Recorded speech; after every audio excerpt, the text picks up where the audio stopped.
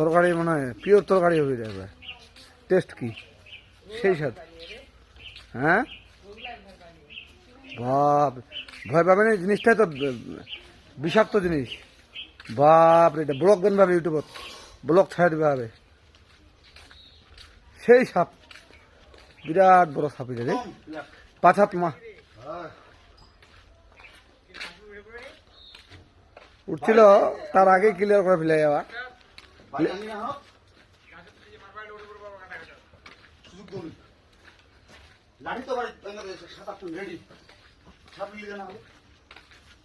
তুই আরো 2-3টা বাস কাটা নে, লাঠি রেডি করে আগে